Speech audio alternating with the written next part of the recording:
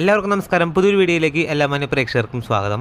March മാസം തിയേറ്ററുകളിലേക്ക് റിലീസെത്തിയ ആടുജീവിതം എന്ന സിനിമയുടെയും വിഷു ഇത് പ്രമാണിച്ച് തിയേറ്ററുകളിലേക്ക് റിലീസെത്തിയ വർഷങ്ങൾക്ക് ശേഷം എന്ന സിനിമയുടെയും ആവേശം എന്ന സിനിമയുടെയും 8 ദിവസത്തെ ഒഫീഷ്യലായിട്ടുള്ള കേരള കളക്ഷനും വേൾഡ് വൈഡ് ഒഫീഷ്യൽ കളക്ഷനുമാണ് ഈ വീഡിയോയിലൂടെ പ്രേക്ഷകരിലേക്ക് എത്തിക്കുന്നത്.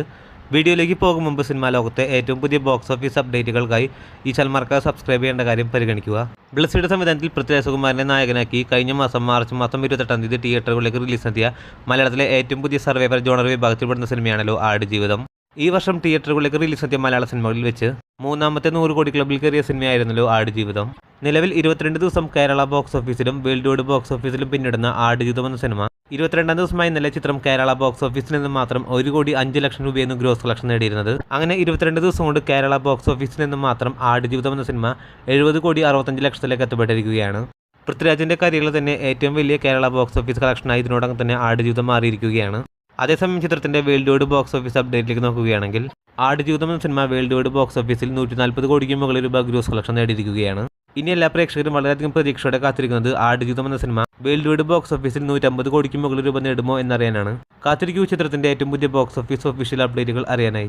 വിഷു ഇത് പ്രമാണിച്ച് തിയേറ്ററുകളിലേക്ക് റിലീസെത്തിയ മലയാളത്തിലെ ഏറ്റവും പുതിയ സിനിമയാണല്ലോ വർഷങ്ങൾക്ക് ശേഷം. വിനീത് ശ്രീനിവാസന്റെ സംവിധാനത്തിൽ ധ്യാൻ ശ്രീനിവാസൻ, പ്രണവ് മോഹൻലാൽ എന്നിവരടങ്ങുന്ന വലിയ താരനിരകളുടെ തിയേറ്ററുകളിലേക്ക് റിലീസെത്തിയ വർഷങ്ങൾക്ക് ശേഷം എന്ന സിനിമ നിലവിൽ 8 ദിവസം കേരള ബോക്സ് ഓഫീസിലും വേൾഡ് വൈഡ് ബോക്സ് ഓഫീസിലും പിന്നിട്ടിരിക്കുകയാണ്. വർഷങ്ങൾക്ക് ശേഷം എന്ന സിനിമയുടെ 8 ദിവസത്തെ കേരള കളക്ഷൻ പുറത്തു വരുമ്പോൾ കേരള ബോക്സ് ഓഫീസിൽ നിന്ന് മാത്രം 8 ദിവസം കൊണ്ട് ചിത്രം 21,65,00,000 എത്തപ്പെട്ടിരിക്കുകയാണ്. കേരളത്തിലെ തിയേറ്ററുകളിൽ 7,700 ഷോകൾ പിന്നിടുന്ന വർഷങ്ങൾക്ക് ശേഷം എന്ന സിനിമ ചിത്രത്തിന്റെ ഷെയർ കളക്ഷൻ 12 കോടിയിലേക്ക് എത്തപ്പെട്ടിരിക്കുകയാണ്.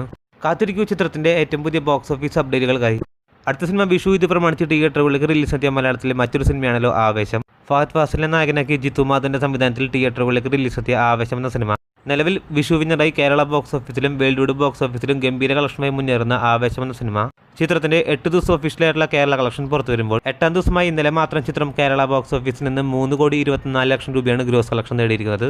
ഇതോടുകൂടി ആവേശം എന്ന സിനിമ 8 ദിവസങ്ങൾ കൊണ്ട് കേരള ബോക്സ് ഓഫീസിൽ നിന്ന് മാത്രം 28,15,00,000 എത്തപ്പെട്ടിരിക്കുകയാണ്.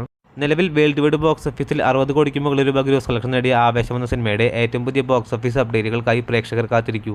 അതോടൊപ്പം സിനിമാ ലോകത്തെ ഏറ്റവും പുതിയ ബോക്സ് ഓഫീസ് അപ്ഡേറ്റുകൾക്കായി ഈ ചാനൽ സബ്സ്ക്രൈബ് ചെയ്യേണ്ട കാര്യവും പരിഗണിക്കുക. പുതിയൊരു വീഡിയോ ആയിട്ട് വരുന്നവരേക്കും എല്ലാവർക്കും നമസ്കാരം.